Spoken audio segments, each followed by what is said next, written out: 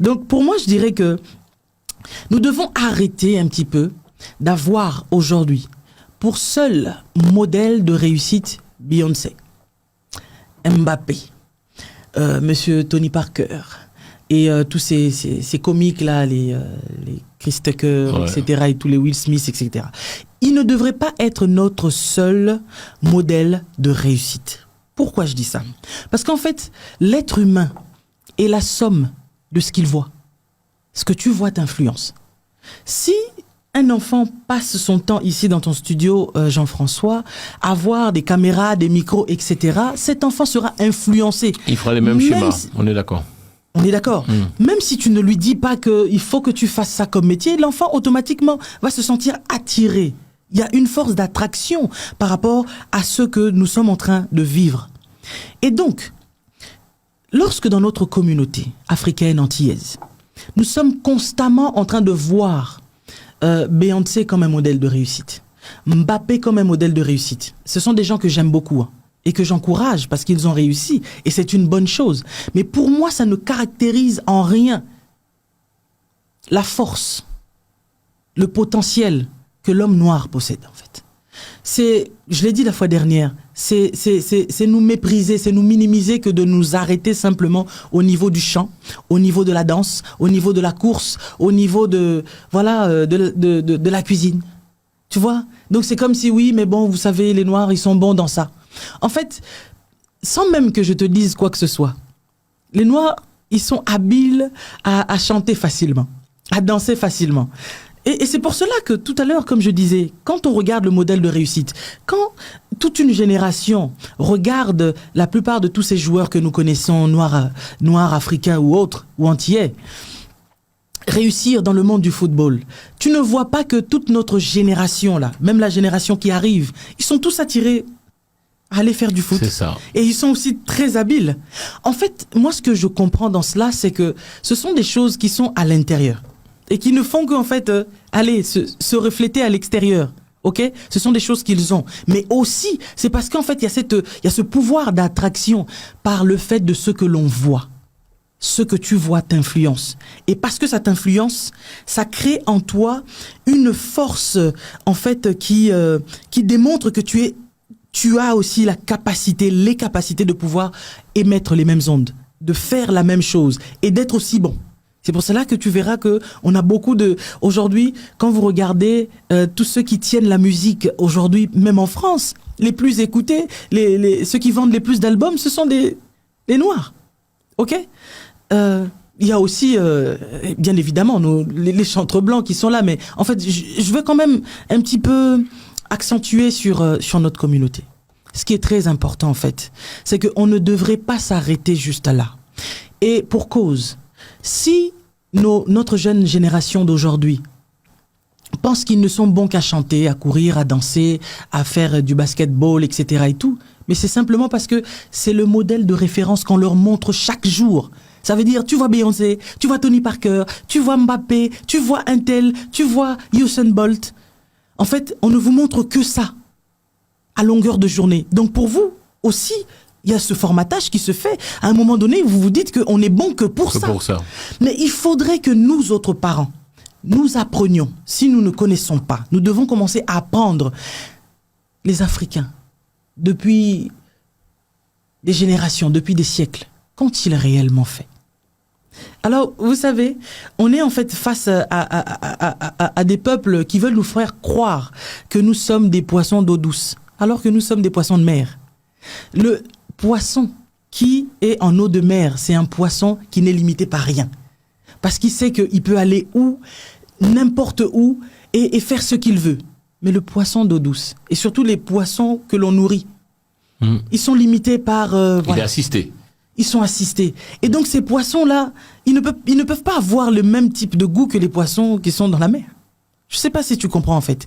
Et c'est ça le problème de notre peuple aujourd'hui. Ça veut dire qu'on est limité, tu penses, Lise? Limité, bien évidemment, parce qu'en fait, on ne pense pas que nous avons la possibilité de pouvoir changer les choses. Parce que quand je regarde un petit peu et que je fais un retour en arrière, et que je regarde l'accomplissement de notre peuple, il y a eu tellement d'accomplissements. Tiens, il y a eu tellement de choses qui ont été accomplies par nos ancêtres qu'on essaye d'étouffer en fait. Un petit peu comme l'herbe qui doit pousser mais qu'on veut remettre sur terre. C'est pas possible. Tu es obligé de pousser. Mais c'est sûr que tu seras déformé parce qu'en fait, quand tu dois pousser et qu'on t'empêche de pousser, tu vas pousser par déformation. Et c'est comme ça que plusieurs d'entre nous sommes déformés. Parce que nous ne pensons pas que nous sommes capables d'être bien plus que ceux qu'on nous présente comme modèle de réussite. Moi, je voudrais aujourd'hui, Jean-François, qu'un parent qui est chez lui puisse rappeler à son enfant qu'un homme comme Alexander Miles a inventé l'ascenseur en 1867. L'ascenseur, c'est un noir. C'est un noir. Gareth Morgan a inventé le feu de signalisation. Et ça, c'était en 1923.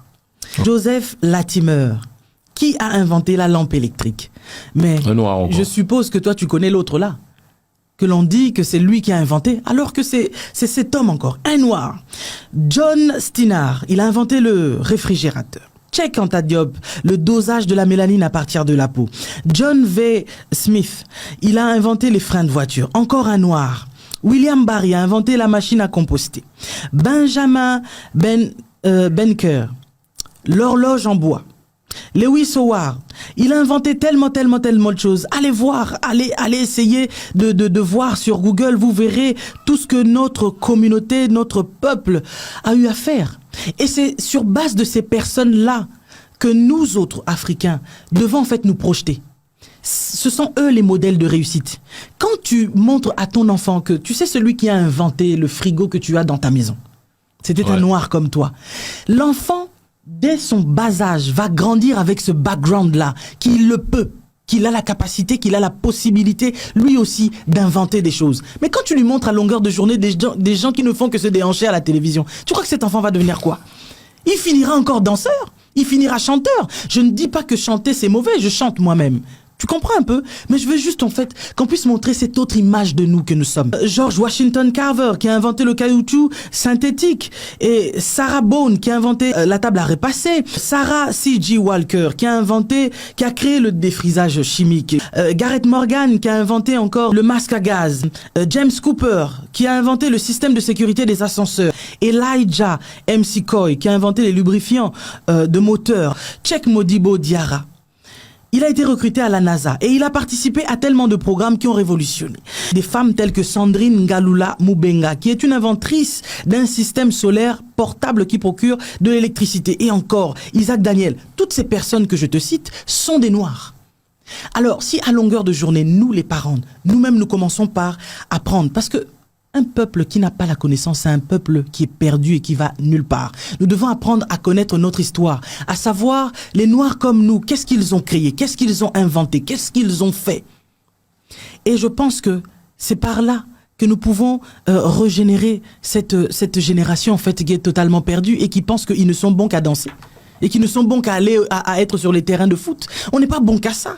On est bon à bien plus que ça. Tiens, en 2021 encore, on disait sur un journal qu'il y avait plus de 500 000 œuvres d'art africains qui sont saisies ici dans les musées. Mais lorsque nous allons dans les musées, moi j'aime bien les musées. Quand je vais voir tous ces statues, ces œuvres d'art africains, qu'est-ce qu'ils font dans les musées ici? Est-ce que le peuple africain a donné ces œuvres-là?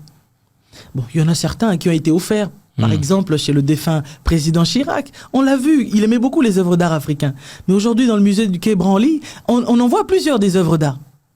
Mais en fait, à qui profitent les recettes de ces œuvres d'art? Est-ce que ça profite aux Africains? C'est clair. Pas du tout. On ne sait même pas combien est-ce que ça génère. Et cela ne retourne pas dans les caisses de nos États africains. Et même si ça retournait dans les caisses de nos États, aucunement. Le peuple africain ne bénéficie en rien du tout de toutes ces choses-là. Alors, jusqu'à quand nous allons continuer à marcher dans l'aveuglement?